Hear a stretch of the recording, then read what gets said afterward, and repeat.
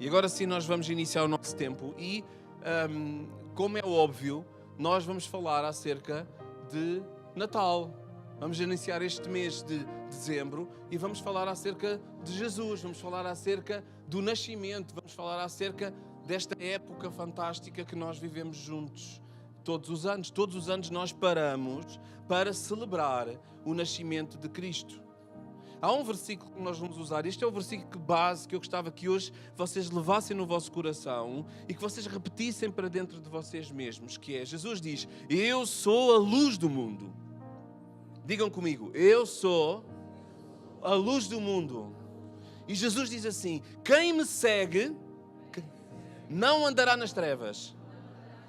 Pelo contrário, terá a luz da vida.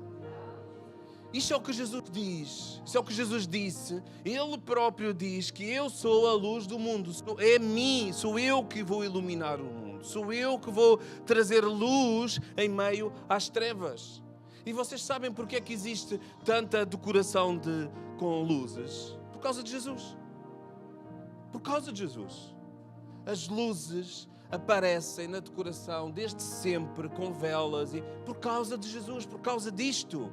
O que Jesus veio fazer, veio estar connosco para ser a luz do mundo. Ele veio ser luz em meio às trevas. E vocês sabem que a luz, ela é melhor manifesta no meio da escuridão. Vocês não veem muita gente andar aí na rua com uma lanterna no meio do dia, vocês não veem? Mas se vocês caminharem à noite e se forem para sítios onde não há iluminação pública, vocês provavelmente vão ver pessoas com lanterna ou agora com o telemóvel a tentar, porque é a luz, essa luz é que vai trazer clareza àquilo que está a acontecer à sua volta. E é isso que Jesus veio fazer. É por isso que existe este versículo. Ele veio ser uma novidade em meio das trevas. E eu gostava de ler convosco alguns versículos hoje, que tem tudo a ver, o tópico é este, é a luz. O tema do este ano, o tema da nossa festa de Natal, mas também o tema deste mês é, podes colocar o cartaz, é o céu na terra, é a luz nas trevas. É a razão pela qual Jesus veio nascer, foi para trazer luz no meio da escuridão. Mas isto não é uma coisa que aparece assim do nada, não é? Deus tem esta conspiração para com a humanidade, mas esta conspiração já vinha a ser narrada pelas Escrituras lá atrás. Então Isaías, que nós conhecemos muito bem e que nós muitas vezes usamos este texto, quem nunca leu, declamou ou mesmo fez alguma performance debaixo deste texto em Isaías 9:6, porque o menino nos nasceu, um filho se nos deu, o governo está sobre os seus ombros e o seu nome será maravilhoso, conselheiro, Deus forte, Pai da eternidade, príncipe da paz. Isaías já havia falado sobre isso. Este menino ia nascer. Esta entidade, esta luz iria aparecer. Mas este menino não aparece do nada. Não é uma luz que se acende, não é uma luz que aparece, que surge no meio de um tempo de luz, de clareza. Não, este menino aparece no meio de um tempo turbulento. Numa altura em que tinha existido 400 anos sem palavra de Deus. Pelos mesmos métodos que existiam na altura, Deus levantava homens, profetas, e Deus falava, e Deus cessa essa comunicação com a humanidade durante 400 anos. Vejam a importância do nascimento de Cristo, vejam a forma clara como Deus quer que nós possamos encarar aquilo que Ele veio fazer, que Ele permite estabelecer um período de escuridão, de ausência de palavra, para que quando Jesus chegasse, não houvesse dúvidas. Ele ia ser este menino. Ele ia ser maravilhoso conselheiro, ele ia ser Deus forte, ele ia ser o Pai da eternidade, ele ia ser o príncipe da paz, como Isaías descreve. Então ele aparece no meio de uma época de turbulência política que existia na altura, de conflitos internos, havia muito desespero, muita desregulação social, havia ausência de um discernimento espiritual. E não, eu não estou a falar de 2025. Mas parece. Parece que a mesma escuridão que o povo viveu durante 400 anos, essa escuridão foi interrompida pela luz de Cristo, mas parece que o mundo continua a perpetuar essa escuridão. E hoje nós olhamos lá fora, abrimos os nossos telejornais e nós conseguimos ver tudo isto a acontecer. E o meu PC agora decidiu começar a trabalhar e a abrir coisas. Eu acho que ok. Então acontece, continua a acontecer. Mas o contexto que Isaías profetiza, o que existe antes da luz aparecer e dele descrever aquilo que ele descreve. Vamos ver o que é que ele descreve. Ele descreve assim: mas a terra que estava aflita não continuará na obscuridade. Isaías 9:1. Eu vou ler, eu acho que não passei, não sei se passei estes. Passei. Deus, nos primeiros tempos, tornou desprezível a terra de Zebulon e a terra de Naftali, mas nos últimos tornará glorioso o caminho do mar, além do Jordão, Galileia dos gentios. É super interessante perceber que Isaías fala que Jesus que ia tornar toda aquela rota da Galileia como um lugar especial. E não é interessante que foi o lugar predileto para Jesus pregar o Evangelho? Não é o lugar que Jesus, nós vemos na Bíblia, no Novo Testamento, nos Evangelhos, que a Galileia foi o centro, o foco central da partilha do Evangelho. Ele continua a dizer em Isaías 9:2: o povo que andava em trevas viu grande luz. E aos que viviam na região da sombra da morte, resplandeceu-lhes a luz apareceu-lhes. Tens multiplicado este povo, a alegria lhe aumentaste, alegrem-se eles diante de ti. Alegria, nós tantas vezes cantamos acerca de alegria, regozijo, paz. Alegram-se diante de ti como se alegram na ceifa e como exultam quando repartem os despojos, porque tu quebraste o jugo que pesava sobre eles, a vara que lhes feria os ombros e o cetro do seu opressor, como no dia dos medianitas.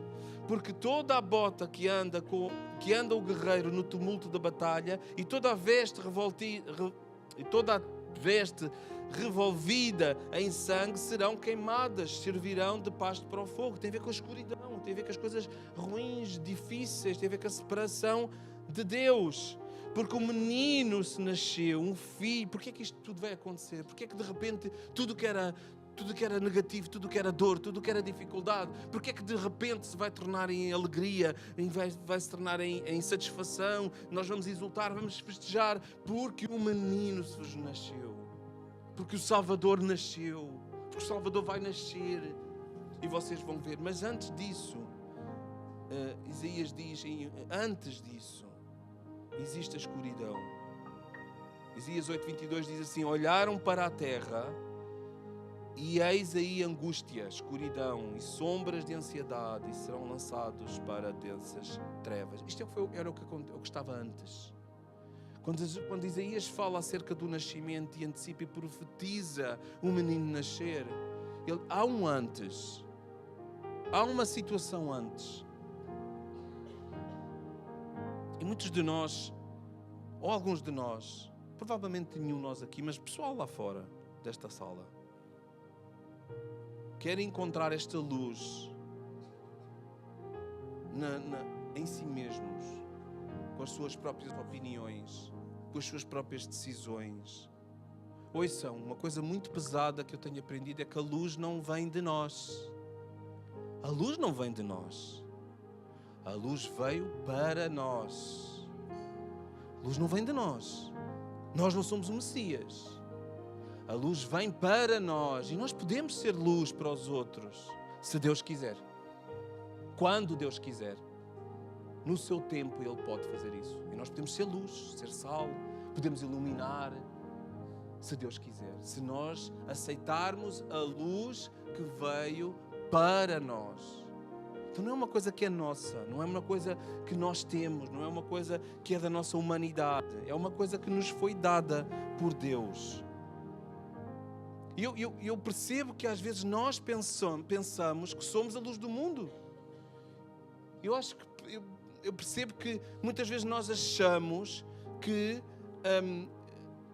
a época que nós vivemos com maior luz. Ouçam, nós temos mais tecnologia no bolso hoje com o nosso telemóvel que existiu no primeiro foguete que foi para a Lua. Vocês sabiam disso? Vocês sabiam que a tecnologia que nós temos, que usamos para tirar fotografias e fazer áudios, o nível de tecnologia é superior àquilo que foi usado para o homem ir à Lua, tecnologicamente falando, à distância, não é? À distância evoluiu-se muito. Mas vocês acham mesmo que a escuridão melhorou por causa disso na humanidade? Não, nós vemos, basta abrir a televisão. Então eu estava a ver um documentário sobre a guerra na Ucrânia, onde não há pudor nenhum já. As coisas, eles passaram no telejornal, dizia lá, cuidado, imagens explícitas, ou etc. Então sabem o que era? Era uma fila de ucranianos, reféns. Era um russo, se está aqui algum russo, não é nada contra ti, é só porque foi aquilo que eu vi, está bem? E ele chamava ucraniano, havia uma vala comum, ele chegava, metia o homem, não mostrava o homem a cair, mas ele mostrava, e ele fuzilava. Isso passou na televisão, público. Ouçam, a tecnologia não nos vai resolver nada. E alguns acham que a tecnologia vai resolver, é a luz do mundo. Não, não é a luz do mundo. Jesus é a luz do mundo. Muita gente acha, porque tem um bom relacionamento, porque tem um bom casamento, que eles é que são a luz do mundo, eles é que vão resolver a luz do mundo, eles é que vão resolver os problemas todos. Não, é Jesus que é a luz do mundo. Tu podes ser fantástico, podes ter um ótimo casamento, podes saber muita coisa da Bíblia, mas não, a luz tens que apontar para quem? Para a luz do mundo, que é Cristo. Tu não és a luz do mundo. Tu podes ser usado pela luz, tu podes ser luz, mas tu não és a luz do mundo. Nós temos que apontar para Cristo, sempre. Educação, nós hoje temos também no nosso bolso acesso à informação a um nível que nunca tivemos. Já não precisamos só de inteligência natural, nós já não temos só inteligência emocional. Vocês sabem para onde é que isto está a caminhar, não é? Nós já temos uma inteligência artificial, que é nós já nem precisamos pensar. E vocês acham que isto vai caminhar para melhor? Que isto vai trazer mais luz para o mundo? Não, não vai trazer mais luz para o mundo. Nem vai trazer a luz para o mundo. Porque a luz para o mundo já chegou. Ela já está entre nós. Ela já veio para nós. Então precisamos de pensar nisto, que tu tens um marido fantástico, tens uma esposa fantástica, mas as pessoas não são Jesus. As pessoas vão errar, as pessoas não são a luz para a tua vida. Tu tens que encontrar a luz em Cristo. Então é natural que, se nós esperamos que a pessoa que está ao nosso lado, que a tecnologia, que o nosso pastor, que o nosso líder, que o nosso patrão, que a nossa esposa, que o nosso pai, a nossa mãe, sejam a minha luz, nós vamos ficar desanimados um dia, porque eles não vão ser esta luz para nós. Eles vão falhar, eles são pessoas como tu. A única luz que é capaz de iluminar as trevas de uma forma definitiva é Jesus Cristo. E sabem, a importância do Natal é esta. Nós estamos a celebrar, claro que Deus fez as coisas à maneira dele, que é claro que Deus ia fazer, claro que Deus tinha que chamar Maria, claro que tinha que ser fruto do Espírito Santo, claro que tinha que ser extraordinário, claro que tinha que ser sobrenatural, claro que tinha que ir confundir as nossas cabecinhas limitadas, claro que sim, porque Ele é Deus e nós acabamos de cantar e Ele pode fazer tudo. Claro que começa a ser logo fantástico aí. Nós temos que acreditar que Jesus foi concebido pelo Espírito Santo. A nossa fé começa logo a ser provada. Começa nós. José, imaginam, José acreditar nisso, teve que acreditar nisso e ele confiou. Deus falou com ele. Então Jesus nasce. E nós celebramos o nascimento porque nós estamos a celebrar a luz, estamos a celebrar aquilo que... Vocês acham mesmo que quando os magos, e se vocês quiserem acreditar que são reis, podem acreditar que são reis, quando aquelas pessoas importantes na altura levaram presentes ao menino, vocês acham mesmo que eles tinham a convicção que aquele menino ia ser morto numa cruz. Não. Na cabeça das pessoas, a profecia é que ia chegar um rei, que ia dominar, ia implantar o reino de Deus. Ou seja, a luz que eles viam em Cristo naquela manjedoura era outra luz, era para resolver outro tipo de coisas. Mas nós não. Nós não temos esse espaço. Nós temos só um espaço, que é celebrar o Natal, pensar que Deus enviou do céu à terra o seu Filho para morrer por nós. Sim, o bebê ia morrer por nós. E nós celebramos o nascimento de Cristo, contamos a história do nascimento de Cristo, porque nós sabemos a importância. Porque por causa daquele menino que nasceu, nós viemos a ter acesso a um relacionamento com o Pai. Por causa da cruz que nós hoje celebramos. Por causa dos espinhos, por causa do corpo amassado. Ah, pastor, mas nós estamos no Natal. O Natal é tudo muito mais romântico. O Natal é tudo muito mais... Não vamos falar da cruz. Não vamos falar do sacrifício. Não, vamos falar sim. Vamos falar que aquele menino foi dado por Deus em forma de homem, em forma de criança, e a crescer no nosso meio, e a ganhar essa importância, e a ganhar essa ligação, e a ser família. Falei acerca de família, e a passear entre o povo, para mais tarde ser reconhecido como filho de Deus. O povo andava em trevas e viu a sua luz. E aos que viviam na sombra da região da sua morte, resplandeceu-lhes a luz. A luz não veio quando tudo estava bem. A luz veio quando tudo estava escuro. E eu não sei se hoje tu tens alguma escuridão no teu coração. Eu não sei se hoje vives alguma coisa que te traz essa escuridão, ou pelo menos uma perspectiva escura na tua vida. Eu quero te dizer uma coisa, que é: Jesus também veio hoje para essa tua escuridão. Jesus nasceu e morreu para essa escuridão. Ainda Jesus continua a ser a luz do mundo. Não foi a luz do mundo, Ele é a nossa luz. E é Ele que é só através de Cristo que nós conseguimos sair do momento de trevas, onde nós conseguimos dar um passo e estar debaixo da sua luz, quando nós nos entregamos a Ele e deixamos que a sua luz possa resplandecer em nós. E mais tarde, se houver oportunidade, se Deus estiver em nós, se o Espírito Santo estiver dentro de nós, então sim, nós podemos ser os luzeiros, o sal, aqueles que nós podemos trazer e apontar a luz que nós temos em nós, e apontar a luz vem de Deus à nossa vida. Então ser a luz do mundo não é uma filosofia, ser a luz do mundo não é uma motivação, ser a luz do mundo não é uma tradição, ser a luz do mundo é uma pessoa.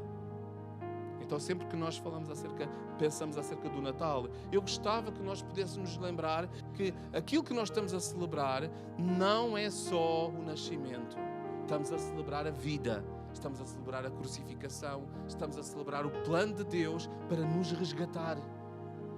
Agora, que é romântico, que é bonito, é uma história fantástica, é uma história que dava para um filme da Disney, se calhar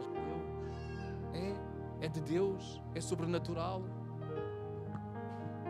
tem ovelhas fofinhas. A escuridão esconde, sabem? A escuridão tem esta capacidade de esconder coisas à nossa volta. Sabem, eu acho que só acontece comigo, que eu às vezes muitas das vezes quando eu vou me deitar, a minha esposa já está a dormir. E eu não sei se vocês fazem as figuras tristes, ainda bem que ninguém grava isto, não é? Que é, nós tentamos ser ninjas, a entrar dentro do quarto. A gente abre a porta e vamos entrando e tal. Mas de repente acontece aquela abençoada quina da cama que está ali, que nós não vemos. E nós passamos e o que é que acontece? Pregamos uma canelada na quina da cama e depois, no meu caso a minha esposa acorda, se eu deixar cair um alfinete ela acorda. Que barulho é que estás a fazer? Imaginem um pontapé numa cama ou numa gaveta ou uma... Sabe, isso é o perigo da escuridão. É que nós caminhamos sem ver. Nós caminhamos e nós vamos dar pancadas na nossa vida, com a nossa vida, em sítios que nós não vemos. Ainda na sexta-feira tivemos aqui um encontro de casais e o assunto era ângulos mortos. Que ângulos é que nós temos no nosso casamento que nós não vemos? E se nós não vemos, nós vamos bater lá ou corremos esse risco. Se nós vamos na estrada a conduzir e o nosso carro tem um ângulo morto, se nós fizermos um pisca e virarmos para aquele lado, provavelmente nós vamos bater lá. Porquê? Porque aquele carro está na escuridão, nós não conseguimos ver. Se tu vives uma vida sem Cristo, e viver uma vida sem Cristo de todo, é que tu não conheces Cristo, tu não entregaste a tua vida ao Senhor Jesus, então tu vives esta vida de escuridão. Tu continuas a bater em coisas que não era suposto estares a bater. Mas também se tu já conheces Cristo e ainda escolhes viver essa vida de escuridão, vais cometer os mesmos erros. Vais cometer os mesmos erros. Vais bater em sítios onde já não era suposto tu bateres. Então o problema não é a cômoda, o problema não é aquela gaveta, o problema não é o que está à nossa volta, o problema é a escuridão. O problema é nós andarmos cegos. Assim a escuridão, assim também como na escuridão do pecado, o perigo está muito mais perto do que aquilo que nós pensamos. Quando nós andamos na escuridão, a nossa alma anda na escuridão, o perigo está muito mais perto. Na minha cabeça, eu entrar naquele quarto, a cama estava lá para aí a 2 metros de distância, mas não, ela estava ali. E por isso é que eu estava a caminhar com tanta confiança, porque eu pensei, não, eu sei o caminho. Mas não, eu não sabia o caminho. A dificuldade estava mesmo ali ao pé. Mas a luz, ela revela. Jesus veio trazer esta luz, porque Ele veio trazer coisas à luz. Não é só uma metáfora, não é só uma palavra bonita. É que quando nós iluminamos... Ouçam, se nós pudéssemos abrir as cortinas e colocássemos mais luzes, sabem o que é que ia acontecer? Nós íamos ver todas... Por isso é que nós... A minha mente viaja muito rápido mesmo. E eu vou falar das paredes pretas, já ia falar das pessoas que falam das paredes pretas, mas não vou falar. Se nós abríssemos e trouxéssemos mais luz a esta sala, sabe o que é que nós temos as paredes pretas? Para disfarçar as imperfeições. Porque nós não é muito importante se tem ali uma coisa mal pintada. O importante é isto que está a acontecer aqui. Mas ajuda. A escuridão tapa as imperfeições. A escuridão esconde coisas. Para nós é mais fácil, para nós termos uma tela, podemos estar mais concentrados naquilo que é importante. Então na nossa vida acontece o mesmo. Mas quando a luz vem à nossa vida, quando Cristo vem à nossa vida, quando a palavra e o Evangelho vem à nossa vida, ela revela. Ela vai ser uma luz que vai revelar. É como se ela apontasse, como se uma luz apontasse versículo a versículo, coisas que nós precisamos mudar na nossa vida. E é isso que Cristo veio fazer. Ele veio trazer a palavra dele, ele veio trazer a luz dele. E a luz dele vai incidir na nossa vida e ela vai expor a nossa vida. E ela continua a expor a nossa vida. Sempre a luz não cessa. Nós podemos cessar de ter luz. Nós podemos, eu vou voltar a dizer de outra maneira, nós podemos escolher e esconder-nos em sítios onde a luz não chega. A luz de Cristo, mas a luz está lá, sempre. Basta tu começares a ler a Bíblia novamente, a luz está lá. Basta tu começares a orar, a luz está lá. Basta tu dares ouvidos a alguém que vive na luz todos os dias e ele vai dizer, olha, tu não andas na luz por causa disso, a luz está lá. Só não está quando nós estamos na escuridão ou quando nós estamos na sombra. Então a luz revela, ela coloca a nu, ela trazer coisas à luz da nossa vida.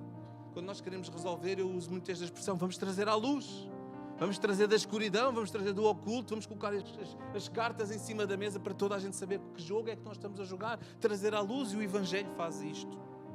A palavra diz no Salmo 119, 105, que é um salmo que aqueles que passaram pela escola dominical, nós aprendemos, lâmpada para os meus pés é a tua luz. A lâmpada para os meus pés é a tua luz. É a tua palavra. E luz para os meus caminhos. Então isso quer dizer que a palavra de Deus, a palavra de Jesus, o testemunho, a vida de Cristo, é a luz para o meu caminho. E sabem, há alguns de nós que cometemos o erro de querer achar que esta luz vai iluminar todo o caminho. O versículo não diz isto e não é suposto nós temos uma luz que nos mostra o caminho todo até ao fim. Não vai acontecer isso. Não vai acontecer. Nós não vamos receber de Cristo a luz toda porque nós não estamos preparados. Deus vai nos mostrar a luz para o caminho que nós estamos a fazer. Ele vai dizer, olha, no próximo passo que tu vais dar, é isto, é assim, no caminho. E é ela que nos vai ajudar a caminhar. Vai ser lâmpada para os meus pés, não lâmpada para o caminho todo. E às vezes nós confundimos quando lemos a Bíblia, diz Deus, eu não tenho a resposta.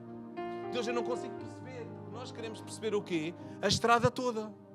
Nós queremos fazer uma viagem daqui até Évora e a palavra está a dizer, eu vou-te dar a luz para o caminho. Ou seja, a cada quilómetro, eu vou-te dizer como é que tu tens que reagir.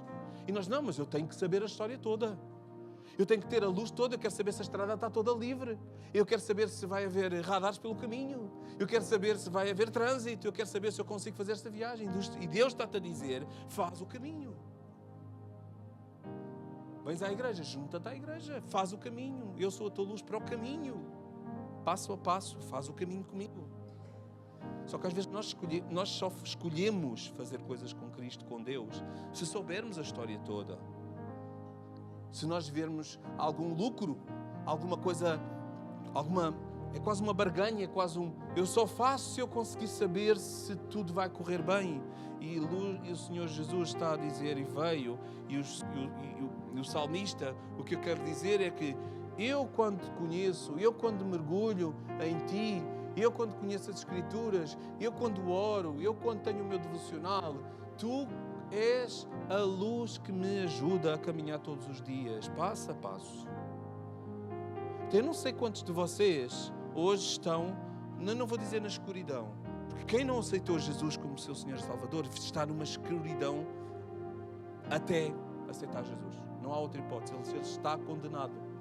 Está debaixo de uma escuridão. Eu não vou dizer que é permanente, é só permanente se a pessoa não mudar. Mas alguns de nós já saímos dessa escuridão permanente e apenas estamos na sombra. Estamos à sombra de alguma coisa. Sabem, quando nós estamos na praia e o sol está muito forte e nós queremos cobrir os nossos olhos, nós colocamos a mão à frente da luz. E alguns de nós têm coisas, não vou dizer que são mãos, mas têm coisas a tapar esta luz. A luz é permanente. A luz não se apaga. Somos nós que bloqueamos. Somos nós que não aceitamos. Somos nós que dizemos que não. Somos nós que dizemos não é agora. Somos nós que dizemos não é o tempo. Quando a luz está lá permanentemente a dizer-nos faz isto, anda assim, não faças isso, faz desta maneira.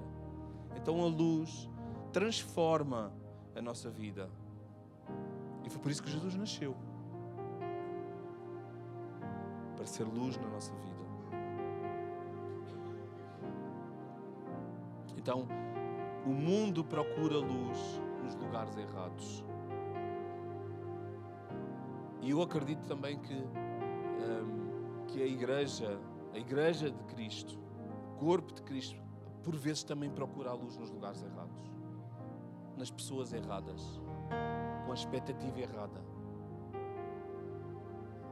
E para definir expectativa, eu não sou Jesus. Eu nunca vou ser a luz que talvez tu procuras como teu pastor. Porque essa luz é só de Cristo. Eu posso ser um pequeno Cristo. Vocês já ouviram esta expressão de um pequeno Cristo? Porquê que não é um grande Cristo? Porquê que nós não precisamos ser um grande Cristo? Se eu quero ser como Cristo, eu quero ser como Cristo como todo. Eu quero ser um grande Cristo. Não, nós nunca vamos conseguir ser como Cristo. Nós podemos imitá-lo. Então, o mundo anda à procura de uma iluminação qualquer, de uma resolução de um problema qualquer, em tudo. Tecnologia, na ciência, na filosofia, na teologia, em tudo. Mas só há uma luz. Então, João 2,46, o próprio Jesus diz novamente: eu sou a luz que vim ao mundo. nascimento. Ele não é deste mundo. A luz veio ao nosso mundo. Para que todo aquele que crê em mim, em Cristo, nós precisamos acreditar em Cristo, acreditar que aquele milagre é um milagre dos céus. Então isso vem da fé, nós temos que escolher acreditar nisso. Então todo aquele que crê em mim, que crê nas palavras de Jesus, que crê nos milagres de Jesus, que crê na vida de Jesus, que crê na morte e ressurreição de Jesus, é isso que este pedaço de versículo quer dizer. Eu sou a luz, eu sou aquele que vai iluminar as tuas trevas. Ele diz, para quem? Para todo aquele que crê em mim, não permaneça nas trevas mais. Se alguém crer em Cristo, não vai permanecer nas trevas. Pode permanecer na sombra, mas nas trevas nunca mais vai permanecer. E as trevas significa a culpa, o pecado, a desobediência, a ignorância. A luz significa a verdade, o conhecimento, o arrependimento, porque nós conseguimos colocar a nossa vida, comparar a nossa vida com outra coisa, que é Cristo. E nós comparamos a nossa vida com Cristo e percebemos, não está errada. Vamos nos arrepender e vamos seguir o caminho de Cristo. E claro, a salvação através de Cristo, isso tem a ver com a luz. E falando acerca da escuridão um pouco mais, escuridão tem a ver com pecado. Escuridão tem a ver com desobediência. E Romanos 3:23 diz o quê? Diz que todos? Não ouvi. Há alguns que não querem dizer. Todos pecaram. Todos. Este todos é que é mesmo todos. Se não há um que se escape. É todos. E porque nós hoje somos poucos aqui, dá para fazer uma sondagem. Vamos fazer uma sondagem, ok? Quem é que já mentiu em toda a sua vida? Breve, quem é que já mentiu? E aqueles que não levantaram a mão estão a mentir.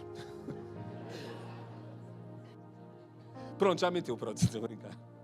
Todos já esticámos a corda. Todos já dissemos alguma coisa que não era verdade. Ou que não era tão verdade. Ou que era meia... Isso é uma mentira.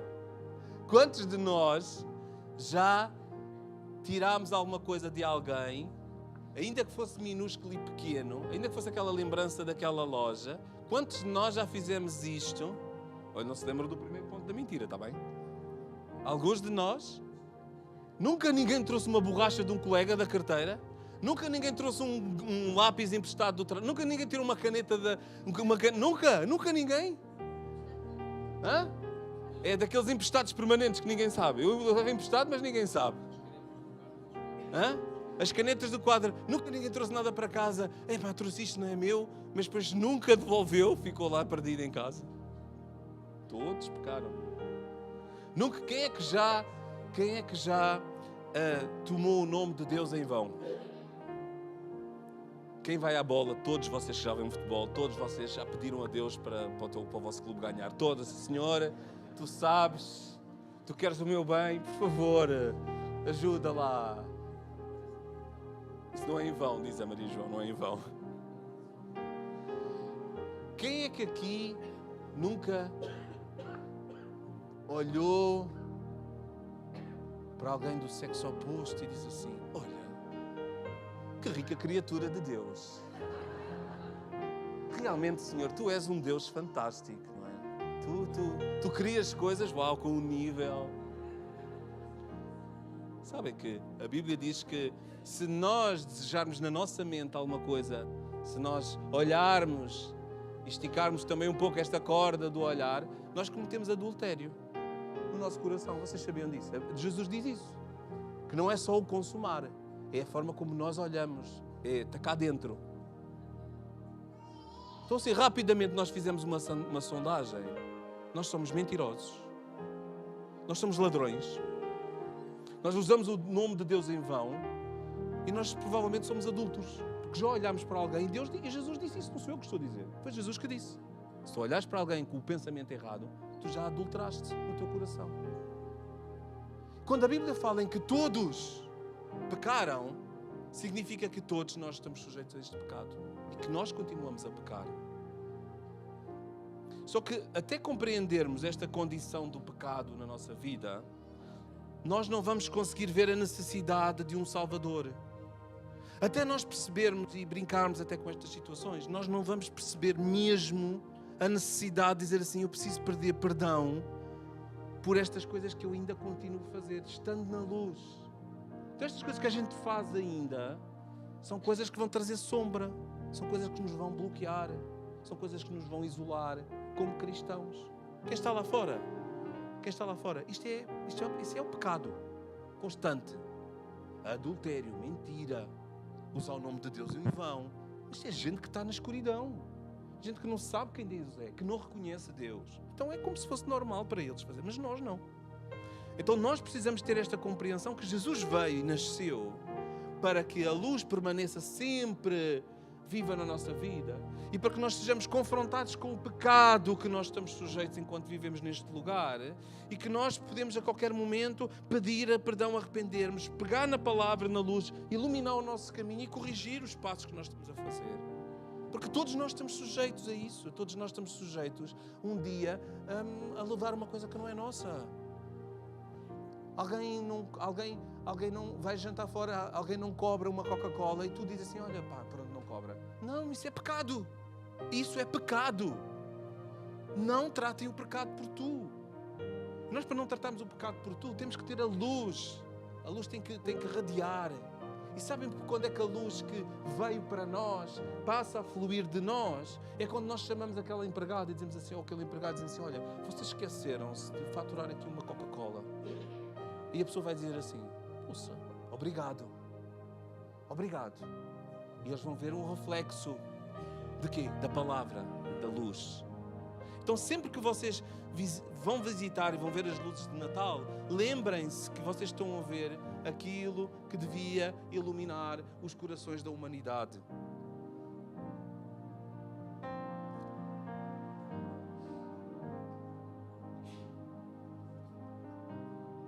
Quando Isaías fala acerca de... fala 700 anos antes de Jesus nascer. Ela diz que depois de Jesus nascer, a terra não ia mais ficar igual. Ela não vai continuar na escuridão. E sabem como é que nós sabemos que isso é verdade? Porque nós estamos aqui. Nós somos a prova viva de que a terra nunca mais vai ser diferente.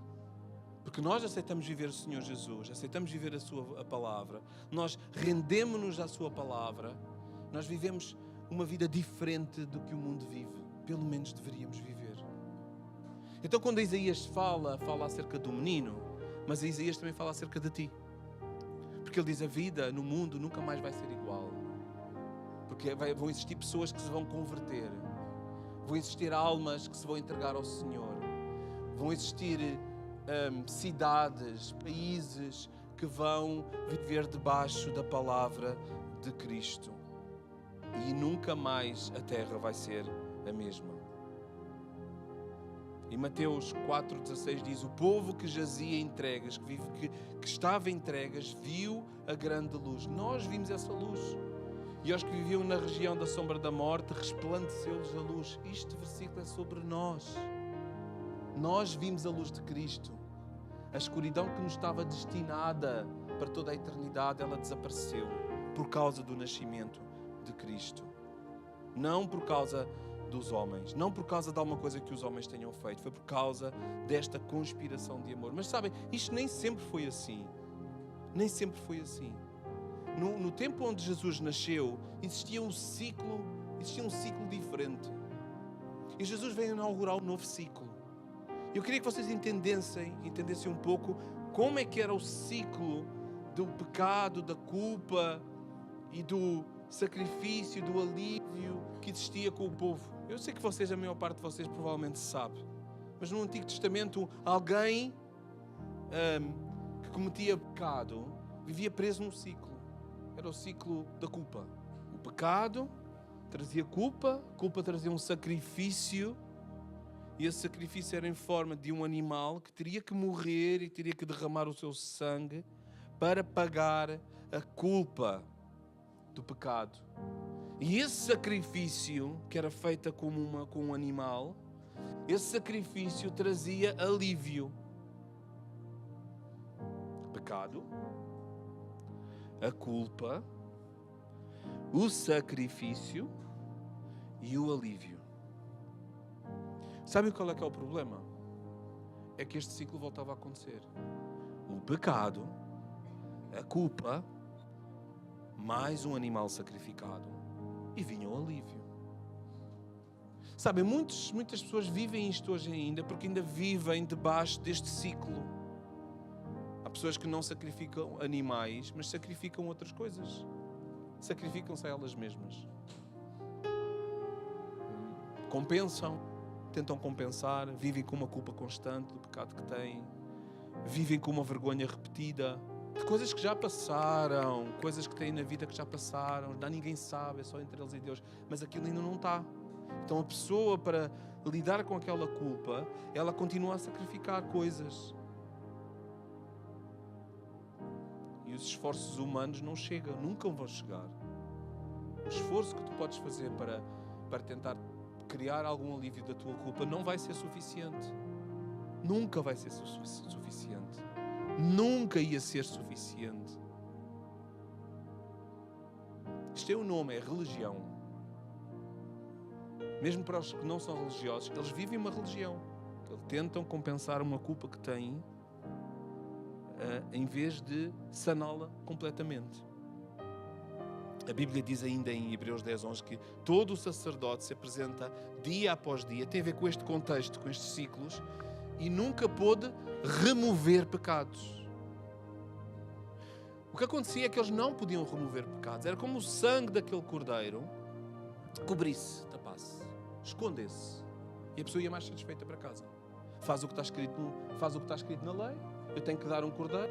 Aquilo paga o meu pecado e eu sigo viagem. Para a viagem para outro pecado. A culpa não salva. A religião sem Cristo não nos liberta de nada que nós tínhamos feito.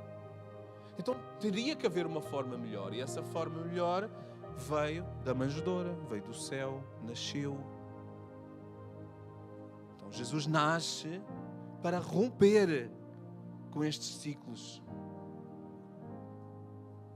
Mas há um texto que está em Lucas que relata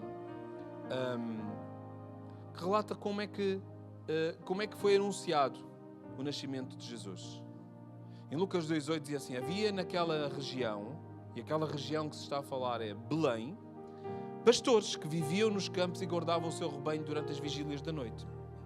E um anjo desceu onde eles estavam, e a glória do Senhor brilhou ao redor deles. Luz.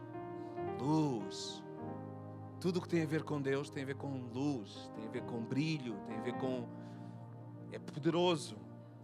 E eles ficaram tomados de grande temor. O anjo, porém, lhes disse: não temam, eis que trago aqui uma boa nova de alegria, que será para todo o povo. E aqui todo o povo é o mesmo todo de todos pecaram. É o mesmo todo, para todo o povo. É que hoje vos nasceu na cidade de Davi o Salvador, que é Cristo o Senhor. E isto vos servirá de sinal: encontrareis uma criança envolta em faixas, deitada numa manjedoura. E aqui eu acho que os pastores ficaram meio que embriagados com a luz, com aquele brilho. Como assim? Um bebê? O bebê que vai ser o nosso Salvador? Uma criança? É ele que vai lutar por nós? Mas não. Subitamente apareceu com um anjo uma multidão de milícias celestiais louvando a Deus e dizendo: glória a Deus nas alturas e paz na terra entre os homens a quem Ele quer bem. A luz que vem das alturas traz paz na terra entre os homens a quem Deus quer bem, quer paz. E ausentando-se deles os anjos para o céu, então os anjos foram à sua vida, eles têm os seus afazeres, vieram cá trazer uma mensagem, e diz que eles voltaram lá para o que eles costumam fazer, eu não sei. Quer dizer, eu sei, mas pronto, mas eles não sei o que é que eles foram fazer neste momento. E diziam os pastores uns aos outros: olha, como é uma coisa que acontece todos os dias, é serem visitados por anjos. Então imagina a conversa: olha, vamos então ver o que é que se passa, porque eles disseram isto. Não, eles diziam estar aterrorizados, espantados, E eles foram ver o que aconteceu. E foram apressadamente, e eles acharam mesmo Maria, José e a criança deitada numa manjedoura. E até aqui é a história normal que nós conhecemos. Mas se eu fosse Deus, que eu já disse que não era, e se eu fosse anjo, eu também colocava em dúvida os planos que o meu chefe me deu. Vais lá abaixo e vais dizer que o Salvador da humanidade vai nascer. E vai dizer a uns pastores. E diz assim, não era melhor tipo dizer ao Presidente da Câmara, ou ao Presidente da República, tipo ao Governador, não era melhor a gente tipo acampar em Roma, tipo para ser uma coisa que toda a gente saiba? E Deus disse, não. Isto sou eu que estou a imaginar na minha cabeça muito limitada, ok? Não, vais falar com os pastores. Se eu estou-te a mandar, vocês têm que fazer o que eu vos mando. Com os anjos também é assim, eles também... Então os anjos falam com os pastores. Isto é uma coisa que eu não apanhei à primeira. É que os pastores guardavam o quê? Os pastores guardavam ovelhas. Eles estavam no campo a guardar as ovelhas. Eles estavam no campo, à noite, a guardar as ovelhas. Portanto, não podia ser de inverno, podia ser muito frio. Eles estavam em condições que eram normais de estar. As ovelhas nós já vimos no ciclo antigo. Elas eram usadas para quê? As ovelhas. Neste ciclo que eu falei agora do pecado, da culpa, do sacrifício, as ovelhas, na sua maioria, e os cordeiros, era um animal predileto para ser usado no sacrifício. Então, quando Jesus fala quando Deus manda anjos falar com os pastores, Ele fala com alguém que está ligado no ciclo da culpa antiga, do ciclo do pecado, do sacrifício. Então reparam quão interessante é que Deus diz, olha, vocês não vão mais precisar de trabalhar, de ter que apacentar ovelhas e levar as ovelhas vocês forem pesquisar por Porta das Ovelhas. Era uma porta que existia no templo, onde os pastores entravam com os seus rebanhos. Existiam os sacerdotes que estavam à porta e eles faziam uma vistoria à ovelha se estava em condições para ser sacrificada ou não, e a ovelha continuava e era assim. Isto era um ciclo. Isto era uma fábrica. As coisas estavam programadas. Havia sacrifícios todos os dias. Havia sacrifícios nas festas, mas o povo pecava todos os dias. Então todos os dias havia esta fábrica de sacrificar ovelhas. Mas Deus chega a um momento onde Ele fala com os pastores e diz assim, olhem, o ciclo antigo terminou. Vocês não vão precisar mais de fazer isso. Porque o menino se vos deu. Este menino vai ser o vosso Salvador. É claro que naquele momento eles não imaginaram que aquele menino ia ser um menino que ia ser sacrificado. Porque Deus não sacrifica bebés. O método antigo cessou. O método de culpa e de pagamento do nosso pecado cessou. Isso foi dado aos pastores, aqueles que tinham o objeto do sacrifício nas suas mãos. Eram eles que levavam as ovelhas por aquele caminho, cessou. Quando João vê Jesus, ele diz, eis o Cordeiro de Deus que tira o pecado do mundo. Jesus enviou um cordeiro, um único cordeiro, capaz de se sacrificar por nós, uma única vez, para todo o sempre. E João diz assim, eis o Cordeiro de Deus que que cobre o pecado do mundo. Não, ele não disse isso. Ele diz, eis o Cordeiro de Deus que tira o pecado do mundo. E quando Jesus tira o pecado do mundo, tira o pecado de nós, através do sacrifício que Ele fez, Ele trata destas questões que nós temos no nosso íntimo. Ele trata da nossa culpa. Ele liberta-nos da nossa culpa. Porque o sacrifício que Jesus ia fazer depois de nascer e viver toda a sua vida é um sacrifício completo. Ele não só paga o teu pecado, como o teu pecado fica saldado completamente. Não há mais memória daquele pecado. O problema do pecado da fórmula antiga é que tu tinhas de estar constantemente a fazer pagamentos e sacrifícios. Hoje nós sabemos que Jesus veio à Terra para ser a luz do mundo e para morrer por nós uma única vez. E se nós acreditarmos nisto, este João 8,12, ele vai fazer todo o sentido. Jesus diz: quem me segue não andará nas trevas. Mas sabem, acontece, há também um antes, estou mesmo a terminar, desculpem lá hoje, mas eu tenho mesmo que levar isto até ao fim. Antes de 8,12, quando ele diz: eu sou a luz do mundo e quem me segue não andará nas trevas, mas terá a luz da vida. Sabem, assim como Isaías tinha um antes, havia uma escuridão, este versículo também tem um antes. E sabem qual é que é o antes? É quando os escribas, os fariseus, lá em 8,3, eles levam uma mulher adúltera. É quando a humanidade leva perante Deus uma situação onde não há possibilidades de fugir. Aquela mulher foi apanhada em adultério. Segundo a lei, ela tinha que ser morta, apedrejada. Era culpada. Mas Jesus, que é a luz, que pode tudo, ele faz uma pergunta. Ele perguntou: aqui dentro de vós que está sem pecado, seja a desse que atira a primeira pedra. E a história, vocês conhecem a história, né? Que eles começaram a recolher as pedras, a meter as pedras nos bolsos e começaram a sair e a desaparecer, toda a raiva, aquela razão toda. Então Jesus trouxe luz a um momento difícil, que é: todos vocês são culpados. Todos vocês. Esta mulher é culpada? É culpada. Mas vocês também são culpados. Se ela tem que morrer, vocês também têm que morrer. E quando tem a ver connosco, nós recuamos. Guardamos as pedras. E Jesus diz assim, vira-se para a mulher, foca-se no relacionamento e diz assim: onde é que estão os teus acusadores? Eles não estavam lá. Então Jesus diz assim também: mulher, ninguém te condenou? E ela diz: não, ninguém, Senhor. E Jesus diz: eu também não te condeno, vai e não peques mais. Vai e segue a minha luz.